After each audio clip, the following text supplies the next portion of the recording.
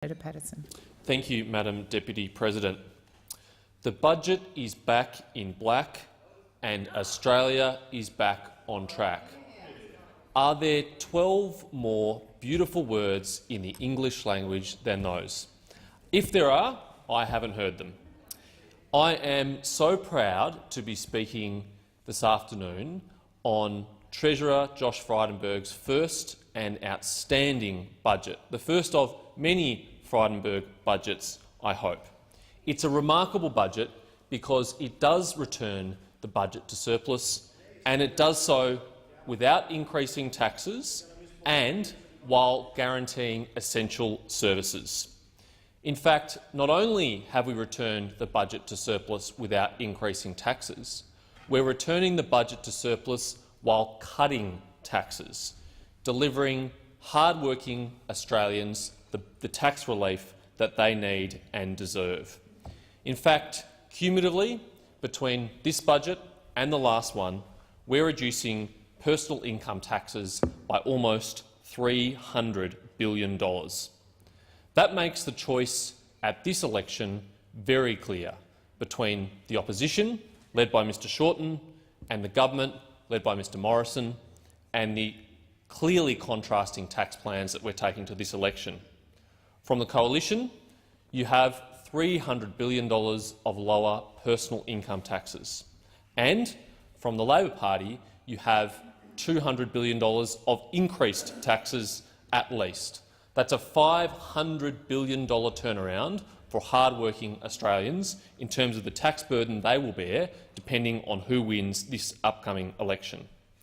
In this financial year alone, up to 10 million working Australians will receive tax cuts of up to $1,080 in this financial year.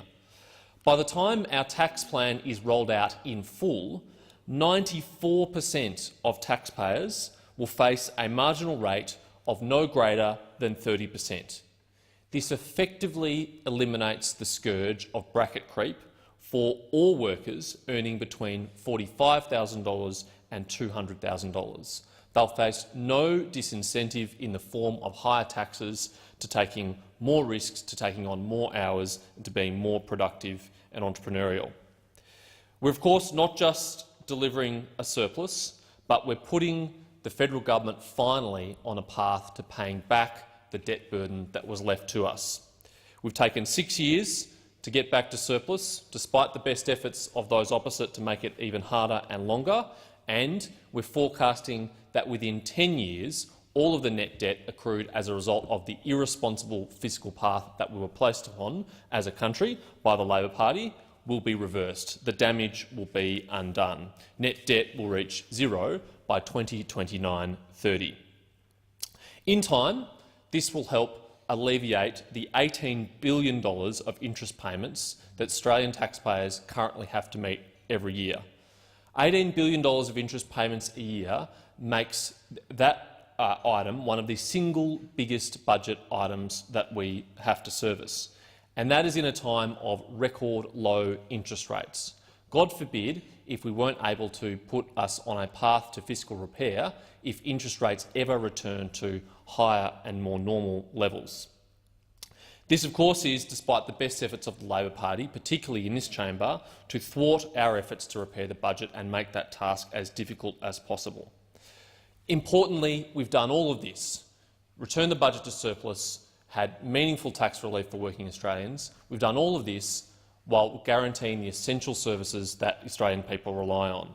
This government will deliver record funding for health. It will deliver record funding for education. It will deliver record investment in our national defence. We've done all this without raising taxes. We haven't had to have a hit on self-funded retirees. We haven't had to have a hit on property investors. We haven't had to have a hit on small and medium business owners. We've had no hit on income taxpayers, and we've had no hit on those who use family trusts. All of those people who will be in the gun if Mr Shorten and the Labor Party are successful at the upcoming election. How do we do this? By restraining the growth of spending with prudent fiscal management, led particularly by our Finance Minister, Paterson, and presiding over a growing economy that's delivered 1.3 million jobs. The choice could not be clearer.